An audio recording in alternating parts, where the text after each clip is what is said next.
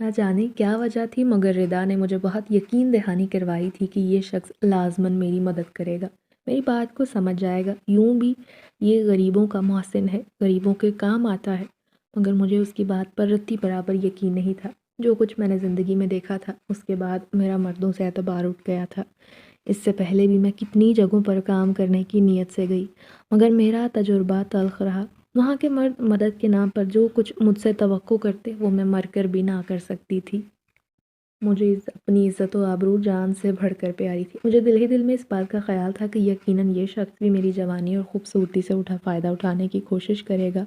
तभी जब उसने मुझे और अम्मा को देखा तो मुझे देखते ही उसके चेहरे के तासुरात यूँ बदल गए। आँखों में वाज़ेह सताइश नज़र आने लगी और ये देखकर मैं दिल ही दिल में तंज़िया हँसी रिदा की बात सोचकर बहुत हँसी आई, जिसका कहना था ये शख्स औरतों की इज़्ज़त करता है, मगर उसकी निगाहों में मुझे मेरे लिए जज़्बात उमड़ते नज़र आने लगे। ये मदद के नाम पर जो डिमांड कर सकता था उससे भी मैं वाकिफ़ थी, मगर फिर भी एक बार आज़माने में हर्ज ही क्या था। उसने जब अम्मा से यहाँ आने का मकसद पूछा तब अम्मा ने बताया कि मुझे यहाँ रिदा ने इस मकसद के लिए भेजा है। उसने बग़ैर कोई सवाल पूछे कोई बात की अपने मुलाजिम को कहा कि इतने कपड़े इन मोहतरमा को पैक करके दे दो। एक के बाद उसने मुझ पर दूसरी नज़र ना डाली और नज़र झुकाकर दूसरे ग्राहकों की तरफ मतवज्जो हो गया। उसने हम दोनों को ठंडा पानी पिलाया और जब कपड़े थैले में डालकर हमारे हवाले किए तो इस बात ने मुझे मज़ीद हैरत ज़दा कर दिया। उसने पैसों की अब तक कोई बात न की थी, बस खामोशी से कपड़े दे दिए। अब मैंने पूछा कि आप ये लिबास मुझे कितने में देंगे? मैं अभी इनके पैसे अदा नहीं कर सकती। तो वो हंस कर बोला, मैंने आपसे ऐसी वैसी कोई डिमांड नहीं की। आप रिदा के हवाले से आई हैं तो मेरे लिए काबिल मोहतरम है। वैसे भी आप जैसी मेहनती औरतों की मैं बहुत इज़्ज़त करता हूँ। आप कपड़े ले जाएं, जब बिक जाएंगे इसमें अपना मुनाफा रख के बाकी पैसे मेरे हवाले कर दें। उसकी ये बात सुनकर मेरा मुंह खुले का खुला रह गया। मेरे जहन में तो यही ख्याल आया कि ये यकीनन बाकी लोगों जैसा है जिनसे मेरा पहले भी बहुत बार पाला पड़ चुका है और यकीनन एक ही दिन में वो मुझसे फ़ायदा उठाने की बात करेगा। इस ख़्याल का आना ही था कि मेरे दिल में जो अच्छे जज्बात और ख़यालात आ रहे थे वो उड़न छू हो गए। वो तमाम कपड़े मैंने कमरे में लाकर रख दिए जहाँ मैं सिलाई करती थी। खाने के बाद मशीन लेकर बैठ गई।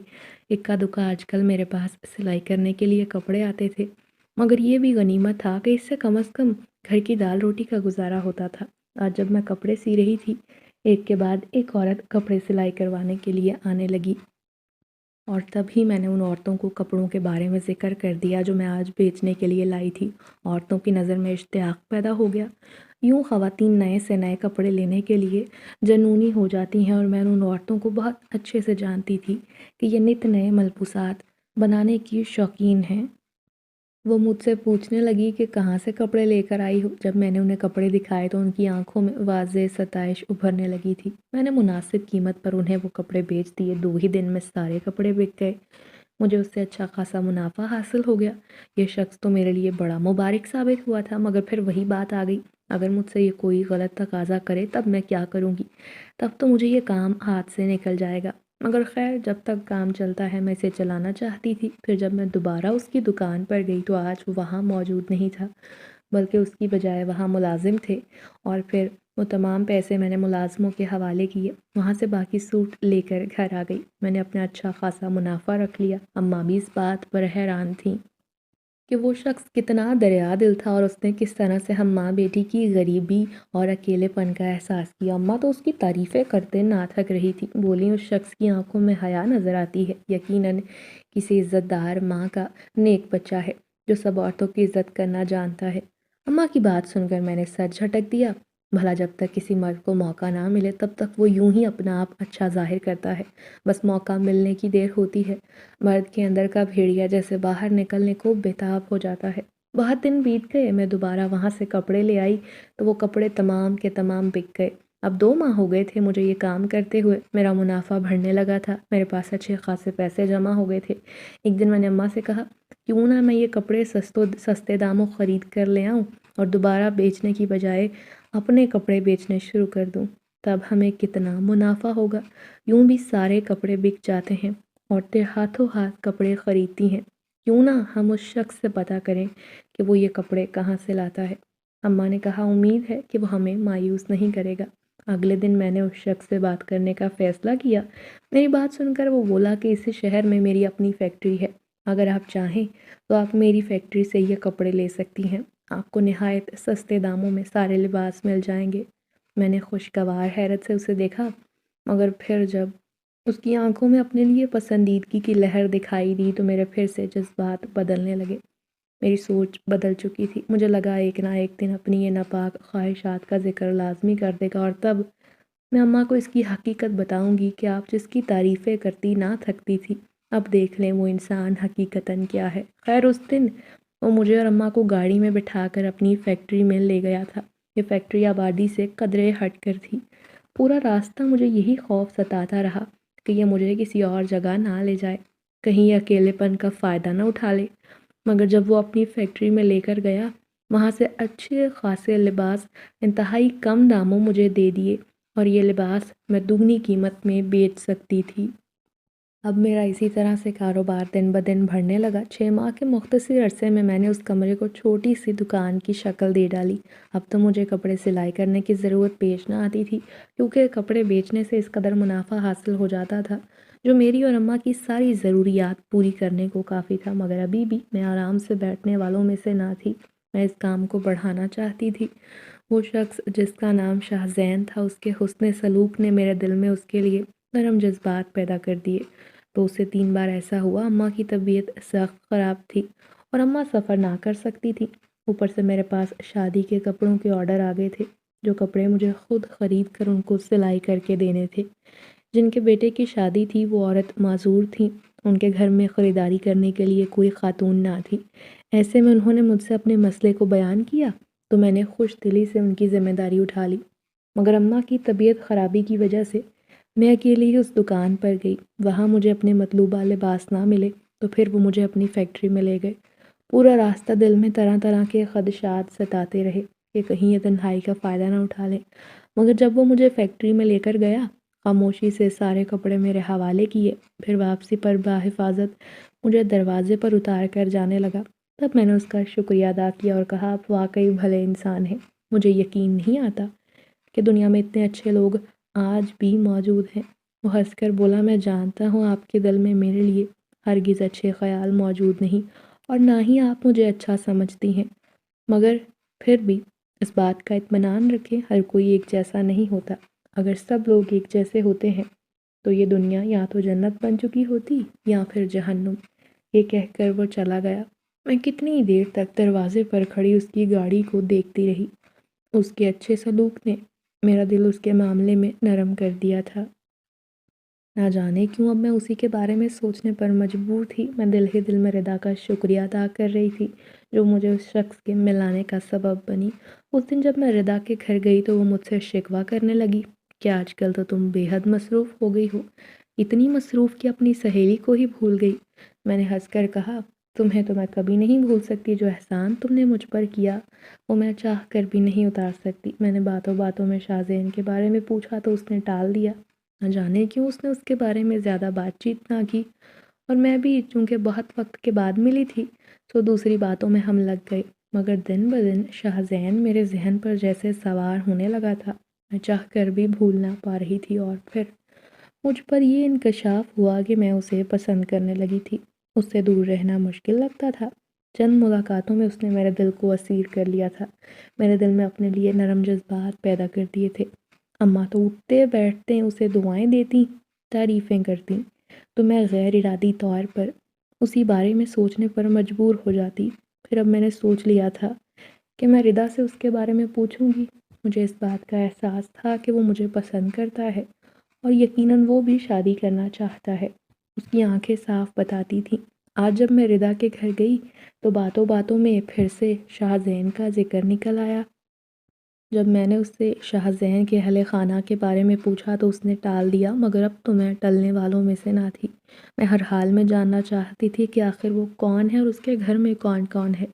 ردا نے پہلی بار میں بس مجھے اتنا ہی بتایا تھا کہ وہ میرے بھائی کے محسن ہیں اور وہ بہت اچھے ہیں، یقیناً تمہاری بھی مدد کریں گے۔ میں نہیں جانتی تھی کہ شاہ زین نے ردا کے بھائی پر کیا احسان کیا تھا، اور نہ ہی ردا نے بتایا، مگر جب میں نے اس بار زیادہ اصرار کیا تو اب کی بار وہ جھنجھلا کر بولی، ہمیں شاہزین بھائی کے بارے میں کچھ بھی معلوم نہیں، ہم تمہیں کیا بتائیں؟ اور تم ان کے بارے میں کیوں جاننا چاہتی ہو؟ تب جب میں نے دل کی بات اس کے سامنے بیان کی تو وہ حیران پریشان رہ گئی اور بولی، تمہیں خود پر قابو رکھنا چاہیے، یوں ہر ایک پر اپنے جذبات لوٹانے کی ضرورت نہیں۔ کیا پتہ وہ کسی اور کو چاہتے ہوں، اور کیا پتہ وہ شادی شدہ ہوں، پھر تمہارے لیے اپنے خیالات اور جذبات کو سنبھالنا مزید کٹھن ہو جائے گا۔ مگر مجھے یقین تھا کہ وہ مجھے چاہتا ہے، اس بات کا بھی یقین تھا کہ وہ غیر شادی شدہ تھا، یہ میرا دل گواہی دے رہا تھا۔ ردا نے میری باتیں سنی تو سر تھام لیا اور کہا، شاہزین بھائی سے میرے بھائی عابد کی 1 سال پہلے ملاقات ہوئی تھی۔ اس دن عابد بھائی کو مہینے کی جب تنخواہ ملی، وہ واپسی پر کچھ سامان لے کر گھر لوٹ رہے تھے۔ سامان لینے کے چکر میں انہیں کچھ دیر لگ گئی۔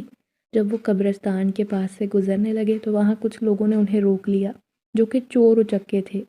بھائی سے ان کی تنخواہ کے پیسے، موبائل اور اسکوٹر چھین کر وہاں سے نکل بھاگنے لگے۔ بھائی نے جب مزاحمت کی تو انہوں نے بھائی کو بری طرح سے زخمی کر دیا اور تبھی شاہزین بھائی وہاں پہنچے۔ انہوں نے ان لڑکوں کی بہت بری طرح پٹائی کی، اکیلے ہی ان 5 لڑکوں کو خاک چاٹنے پر مجبور کر دیا تھا۔ پولیس کو بلا کر ان لڑکوں کو پولیس کے حوالے کیا اور پھر عابد بھائی کو گھر چھوڑنے کے لیے خاص طور پر آئے۔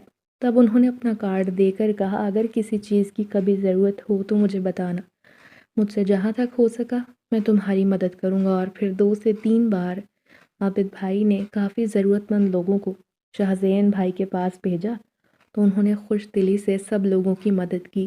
پھر ایک دن جب باتوں باتوں میں تمہارا ذکر میں نے عابد بھائی سے کیا، تب انہوں نے مجھے تمہیں شاہزین بھائی کے پاس بھیجنے کے لیے کہا تھا۔ ان کا کہنا تھا کہ وہ بہت اچھا انسان ہے، یقیناً تمہاری سہیلی کی بھی مدد کرے گا۔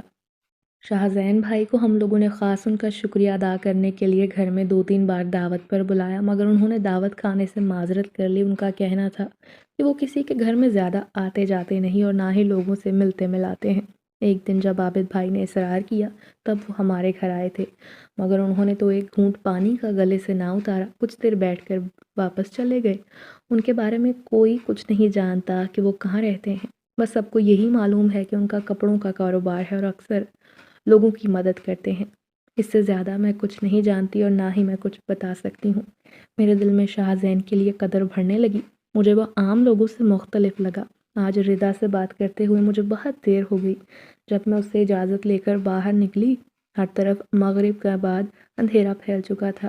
ردا نے کہا کہ اس وقت اکیلے جانا مناسب نہیں، تھوڑی دیر رک جاؤ، عابد بھائی آنے والے ہوں گے تو وہ تمہیں گھر چھوڑ دیں گے۔ مگر مجھے یہ بات مناسب نہ لگی کیونکہ مجھے دیر ہو رہی تھی اور عابد بھائی نہ جانے کب آتے اور ان کے انتظار میں مجھے کتنے گھنٹے رکنا پڑتا۔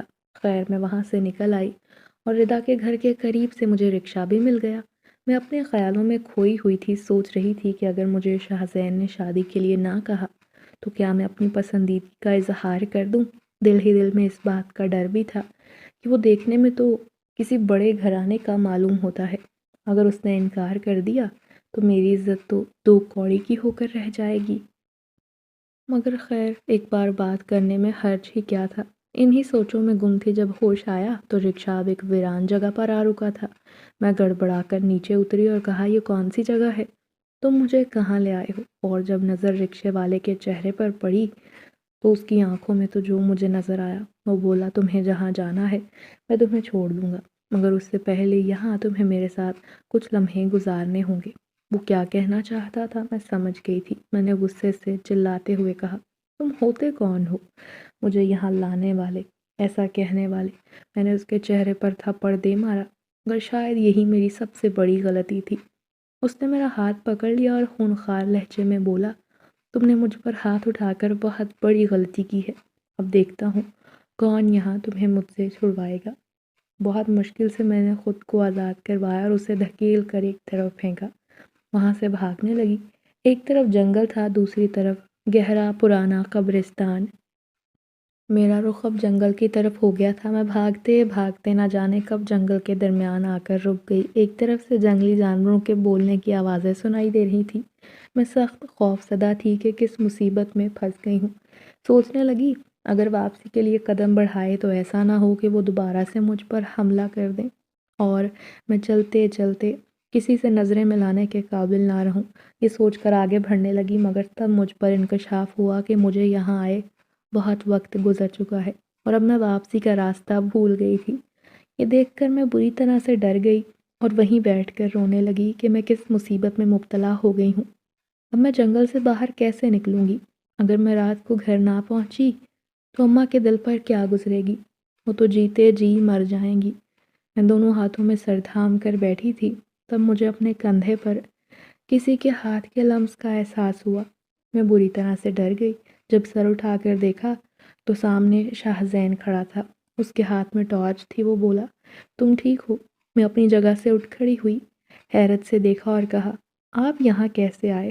وہ بولا، میں شکار کے ارادے سے جنگل میں آیا تھا، تب مجھے کسی کی سسکی سنائی دی۔ میں تو نہیں جانتا تھا کہ یہ تم ہو۔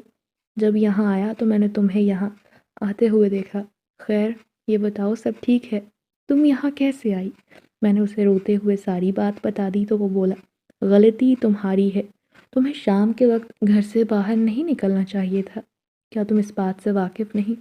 عورتوں کو گھر میں رہنے کی تاکید کی گئی ہے، بلا ضرورت انہیں گھر سے باہر نہیں جانا چاہیے۔ اس کی اس بات سے میں شرمندہ ہو گئی اور کہا، جب سے ابا کی موت ہوئی ہے تب سے گھر کی ساری ذمہ داریاں میں خود ہی اٹھاتی ہوں۔ اماں بیمار رہتی ہیں، وہ کہیں آ جا نہیں سکتی۔ یہ سن کر وہ خاموش ہو گیا۔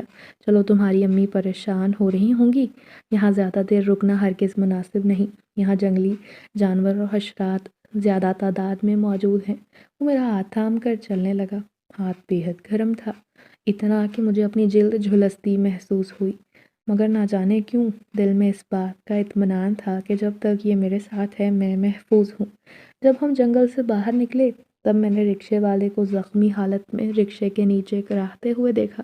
شاہ زین نے اسے خبردار کرتے ہوئے کہا، آج کے بعد ایسی حرکت کرنے سے پہلے سوچ لینا۔ یہ کہہ کر وہ مجھے اپنی گاڑی میں بٹھا کر لے گیا اور میں یہ سوچنے پر مجبور تھی کہ شاہ زین نے اسے کیوں مارا۔ اسے کیسے پتہ چلا کہ اس شخص نے کچھ غلط کرنے کی کوشش کی ہے؟ کیا شاہ زین میرا پیچھا کرتے ہوئے یہاں تک آیا تھا؟ مگر اس کا تو کہنا تھا وہ شکار کرنے کے ارادے سے آیا تھا، مگر پھر بھی مجھے تو اس کے ہاتھ میں کوئی بندوق دکھائی نہ دی۔ یہ سب کیا تھا؟ مجھے کسی گڑبڑ کا احساس ہوا۔ ایسا لگتا تھا وہ مجھ سے کچھ چھپا رہا ہے۔ گھر آئی تو اماں پریشان تھی، انہیں میں نے اپنے ساتھ پیش آنے والا معاملہ ہرگز نہ بتایا، بس یہی کہہ کر ٹال دیا کہ ردا کے گھر میں دیر ہو گئی اور واپسی پر کوئی سواری نہ ملی، اسی وجہ سے دیر سے لوٹی ہوں۔ اماں نے کہا، آج کے بعد ایسی غلطی نہ کرنا، تم جانتی ہو کہ ہم دونوں یہاں اکیلے رہتے ہیں، اگر تم یوں دیر سے آؤ گی لوگ تمہارے بارے میں طرح طرح کی باتیں بنائیں گے۔ لوگوں کو تو موقع چاہیے ہوتا ہے کسی پر انگلی اٹھانے کا، خاص کر اس عورت پر، اس لڑکی پر جس کے سر پر باپ بھائی کا سایہ نہ ہو۔ وہ تو زمانے کو بہت آسان ہدف لگتی ہے۔ بھلا اس سے زیادہ یہ بات مجھ سے کون سمجھ سکتا ہے؟ میں بہت اچھے سے جانتی تھی کہ آج کل کے لوگ کیسے تھے اور وہ عورتوں کو کس نظر سے دیکھتے ہیں۔ جب سے ابا فوت ہوئے تھے ان کے بعد سے تمام ذمہ داریوں کو میں ہی بخوبی نبھا رہی تھی۔ میں کتنی جگہ نوکری کرنے کی غرض سے گئی، میری تعلیم محض میٹرک تک تھی کیونکہ قسمت نے آگے پڑھنے کی مہلت ہی نہ دی۔ تب ابا بے حد بیمار رہنے لگے تھے، میں اور اماں لوگوں کے گھر میں کام کرنے پر مجبور تھے۔ صبح سے لے کر شام تک ہم لوگوں کے گھروں میں کام کرتے، جو بھی کماتے اس سے ابا کا علاج کرواتے، مگر ابا بیچارے ٹھیک ہونے کی بجائے مزید کمزور ہو رہے تھے اور یوں ہی ایک دن وہ ہمیں چھوڑ کر چلے گئے۔ ان کے جانے کے بعد اماں صدمے سے نڈھال تھیں، ان کے وجود میں جیسے سکت بالکل ختم ہو گئی تھی۔ وہ ہر وقت انہیں یاد کر کے آنسو بہاتی۔ اماں کو میں تسلی دیتی کہ سب ٹھیک ہو جائے گا، ایک نہ ایک دن ہمارے حالات پھر جائیں گے۔ وہ عدت میں تھیں، گھر سے باہر نہ نکل سکتی تھیں۔ میں جب کام کرنے کی نیت سے اکیلی گھر سے نکلی تو سب سے پہلے مکان مالک نے میری آبرو پر وار کرنے کی کوشش کی، تب میں اسے زخمی کر کے وہاں سے بھاگی۔ اس کے بعد 2 سے 3 گھروں میں کام کرنے کی نیت سے گئی، مگر وہاں کے مالکان بھی ایسے نکلے۔ پھر مجھے لوگوں کے گھروں میں کام کرنے سے دل چاٹ ہو گیا۔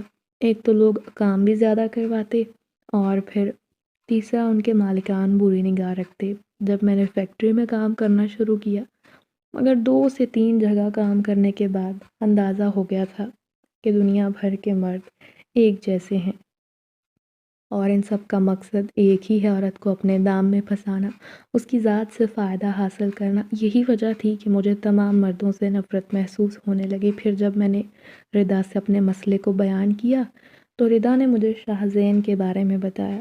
اس سے مل کر مجھے پتہ چلا کہ تمام مرد ہرگز ایک جیسے نہیں ہوتے۔ دنیا میں اچھے مرد بھی موجود ہیں جو عورت کی عزت کرتے ہیں اور اس کی حفاظت بھی۔ اگر وہ چاہتا تو میرا فائدہ اٹھا سکتا تھا، مگر اس نے ایسا کرنے کی بجائے میری حفاظت کی۔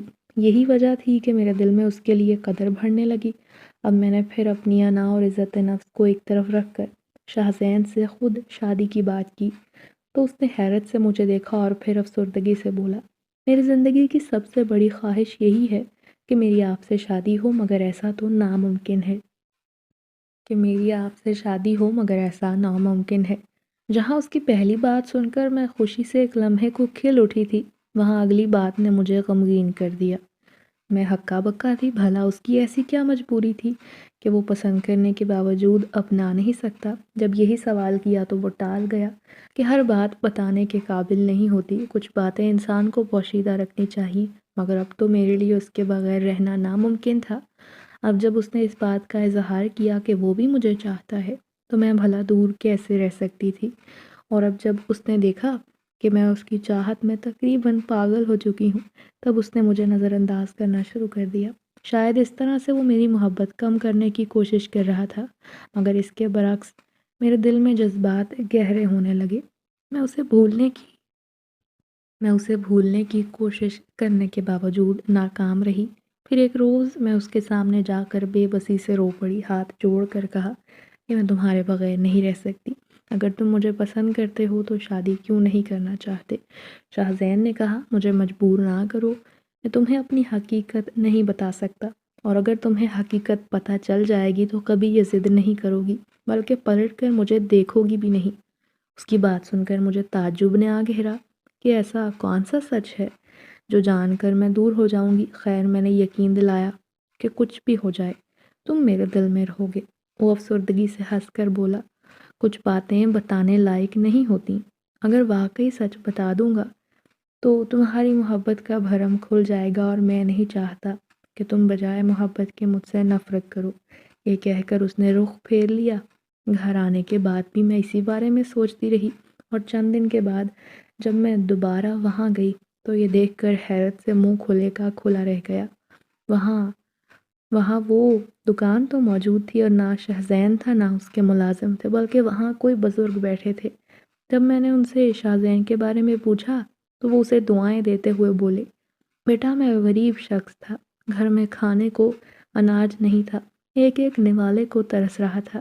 اس شخص نے مفت میں مجھے یہ دکان دے دی اور کہا، اس میں سے جو کمائی ہوگی اس پر مکمل طور پر آپ کا حق ہے، میں آپ سے کسی قسم کا سوال نہیں کروں گا۔ شاہ زین وہ دکان ایک غریب شخص کے حوالے کر کے چلا گیا تھا، اور کچھ سوچ کر میں اس کی فیکٹری پر گئی تو وہاں بھی سارے افراد بدل چکے تھے۔ وہاں جتنے لوگ پہلے موجود تھے وہ گدھے کے سر سے سینگ کی طرح غائب تھے۔ وہاں سارے کا سارا سٹاف نیا تھا۔ ان سب کی کہانی بھی بابا جی سے قطعاً مختلف نہ تھی۔ وہ بھی غریب تھے، اور شاہ زین نے جاتے جاتے فیکٹری ان کے حوالے کر دی اور خود نہ جانے کہاں روپوش ہو گیا تھا۔ اس بارے میں تو میں جانتی تھی کہ شاہ زین کا دل بہت بڑا ہے اور اس کے پاس روپے پیسے کی کمی نہیں، مگر اتنے بڑے دل کا مالک تھا کہ اپنی چیزیں یوں ہی لوگوں میں بانٹتا پھرے گا؟ مجھے اس کے بارے میں گمان نہیں تھا۔ گھر آنے کے بعد بھی میں اسی الجھن میں تھی کہ دوبارہ شاہ زین سے رابطہ کیسے ہو، نہ جانے وہ کہاں رہتا ہے، مجھے تو اس کی رہائش کا اتا پتہ تک معلوم نہیں۔ یہی سوچ کر میں پھوٹ پھوٹ کر رونے لگی۔ امی بھی مجھے یوں روتا دیکھ کر حواس باختہ ہو رہی تھی کہ بیٹا سب ٹھیک تو ہے نا، مگر میں چاہ کر بھی انہیں یہ بات نہ بتا سکتی تھی۔ میں نے پاگلوں کی طرح اسے تقریباً ہر جگہ تلاش کیا جہاں اس کے ملنے کے امکانات تھے۔ ہر نماز میں رو کر دعا مانگتی کہ وہ مجھے مل جائے، کبھی درباروں درگاہوں پر جا کر منتیں مانگتی۔ میری حالت تو تقریباً پاگلوں والی ہو گئی تھی۔ پھر ایک دن جب اماں کی طبیعت بہت بگڑ گئی، میں انہیں ہسپتال لے کر گئی، تب مجھے اس چیز کا احساس ہوا، میری زندگی میں سب سے زیادہ اہمیت میری ماں کی ہے۔ اگر انہیں کچھ ہو گیا تو میں خود کو معاف نہیں کر پاؤں گی۔ ماں کی محبت کے آگے باقی ہر محبت بے معنی ہے، اور یوں مجھے کسی شخص کے لیے خود کو ضائع نہیں کرنا۔ مگر دل کا کیا تھا جو اب تک اس کے نام کی مالا جپ رہا تھا اور اسے بھولنے پر ہرگز تیار نہ تھا۔ اس دن جب میں دربار پر منت مانگنے گئی، تب میں نے دربار کی سیڑھیوں پر شاہ زین کو بیٹھے دیکھا۔ اس کے نگاہوں کا رخ میری طرف تھا۔ میں بےتابی سے آگے بڑھی، یوں لگا جیسے میں اسے آخری بار دیکھ رہی تھی۔ میں نے اس کے گھٹنے پر سر ٹیک دیا اور اتنا روئی کہ میرا دل ہلکا ہو گیا۔ تب میں نے شکوہ کرتے ہوئے کہا، تم کہاں چلے گئے تھے؟ میں نے تمہیں ہر جگہ تلاش کیا مگر تم مجھے کہیں دکھائی نہ دیے۔ وہ بولا، میں نے تمہیں پہلے بھی کہا تھا کہ میری کھوج میں نہ پڑو۔ اگر تمہیں میری حقیقت معلوم ہو جائے گی تو محبت کی بجائے نفرت کرو گی، مگر ایسا کیسے ممکن تھا؟ مجھے اپنی حقیقت بتاؤ۔ یہی سوال پوچھا تو وہ پراسرار انداز میں مسکرایا اور یکدم نظروں کے سامنے سے غائب ہو گیا۔ مجھے اپنی آنکھوں پر یقین نہ آیا۔ میں نے آنکھیں مسل کر دیکھا مگر وہ دکھائی نہ دیا۔ تبھی ردا میرے پاس آئی اور بولی، یہ کیا حرکت ہے؟ میں تمہیں کب سے دیکھ رہی ہوں، اکیلی بیٹھی کس سے باتیں کرتی جا رہی ہو؟ میں نے حیران نظروں سے ردا کو دیکھتے ہوئے کہا، ابھی یہاں شاہ زین موجود تھا، میں اس سے بات کر رہی تھی۔ اس نے اپنا سر پکڑ لیا اور کہا، مجھے لگتا ہے تم واقعی پاگل ہو گئی ہو، سر پھرائی لڑکی۔ تمہیں کیوں ہر جگہ وہ نظر آنے لگا ہے؟ تم واقعی اس کے عشق میں بہت آگے نکل گئی ہو کہ اس کے علاوہ تمہیں کچھ دکھائی نہیں دیتا۔ ارے بھولی، شاہ زین یہاں کہیں بھی موجود نہیں، تم خود سے باتیں کر رہی تھی۔ مگر میں یہ بات کیسے مان لیتی؟ وہ تو میرے سامنے پلک جھپکتے غائب ہو گیا تھا۔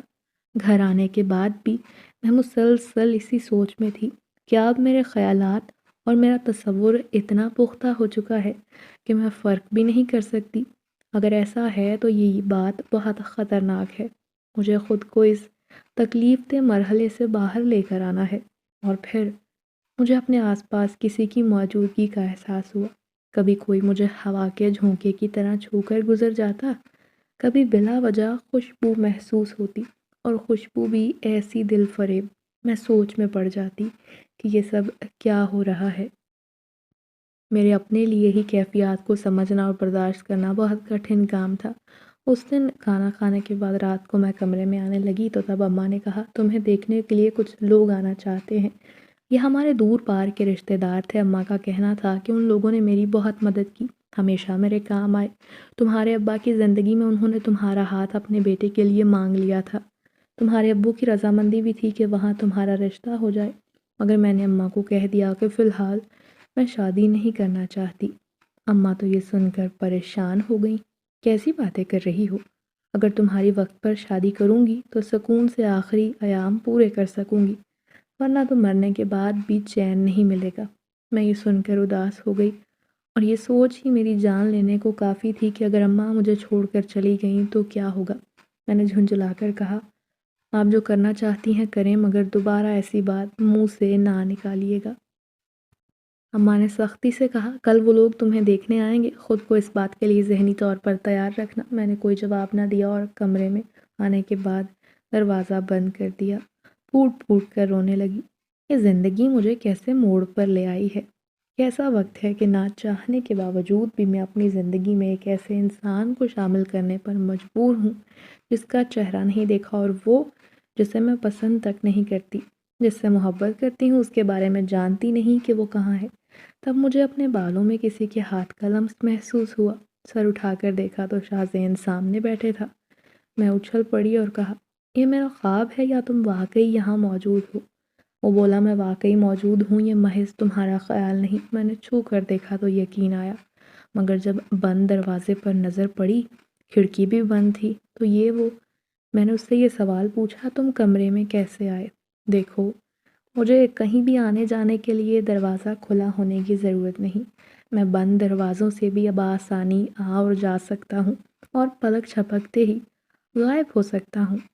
تمہیں یہ طاقت کہاں سے حاصل ہوئی، اور ایسا بھلا کسی انسان کے لیے کیسے ممکن ہے؟ تب اس نے جواباً کہا، کیونکہ میں انسان نہیں ایک جن ہوں، اور تمام جنات کے پاس یہ طاقتیں بلکہ اس سے کئی گنا زیادہ قوتیں موجود ہیں۔ ہم کہیں بھی آسانی سے آ اور جا سکتے ہیں۔ یہ انکشاف کسی راز سے کم نہیں تھا۔ میں نے آنکھیں پھاڑے اسے غور سے دیکھا۔ وہ افسردگی سے بولا، یہی سچ ہے کہ میں انسان نہیں ہوں، اور یہ بھی سچ ہے میں تم سے تمہاری سوچ سے زیادہ محبت کرتا ہوں، مگر سب سے بڑی حقیقت تو یہ ہے جسے تمہیں قبول کرنا ہوگا کہ چاہنے کے باوجود ہم ہرگز ایک نہیں ہو سکتے، چونکہ ہم میں زمین آسمان کا فرق ہے۔ کہاں تم مٹی کی پیداوار اور میں آگ کی۔ میں نے بے یقینی سے اسے دیکھا۔ نہ آنکھوں پر یقین آ رہا تھا، نہ کانوں پر، اور دل کو یہ سمجھانا اور منانا انتہائی کٹھن کام تھا کہ میں اسے پا نہیں سکتی۔ وہ بولا، تمہیں اس لیے حقیقت نہیں بتائی تھی کہ یہ سن کر تمہیں مزید تکلیف ہوگی اور اس حقیقت کو برداشت کرنا مشکل ہو جائے گا۔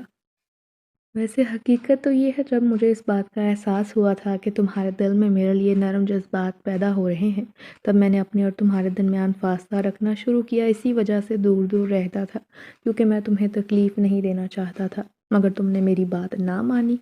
میرے نظر انداز کرنے کے باوجود بھی چاہت پروان چڑھتی رہی، اور اب دیکھ لو تم کس موڑ سے گزر رہی ہو جو کہ بہت تکلیف دہ ہے۔ میں رونے لگی۔ قسمت کی ستم ظریفی پر یقین نہیں آ رہا تھا۔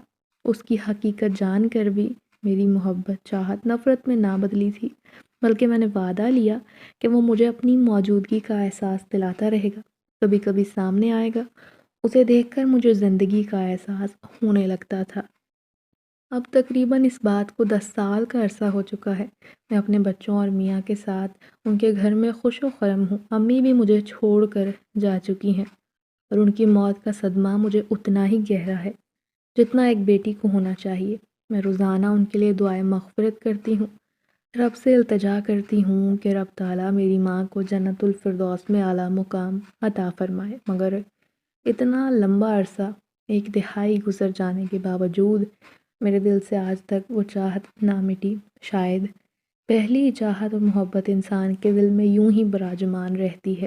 اکثر جب میں اپنے ساس سسر سے جنات کا ذکر کرتی ہوں تو ان کی باتیں سن کر حیران ہوتی ہوں۔ جب وہ جنات کی شرارتوں کا ذکر کرتے ہیں، ان کا کہنا تھا کہ جنات انسانوں کو تنگ کرتے ہیں، وہ ہرگز انسانوں کے خیر خواہ نہیں ہو سکتے، مگر میں تو جس جنزادے کو جانتی تھی وہ صرف اور صرف، وہ نہ صرف انسانی خیر خواہ تھا بلکہ انسانوں کا محسن، ان کی مدد کرنے کی خاطر ہر حد سے گزر جانے والا۔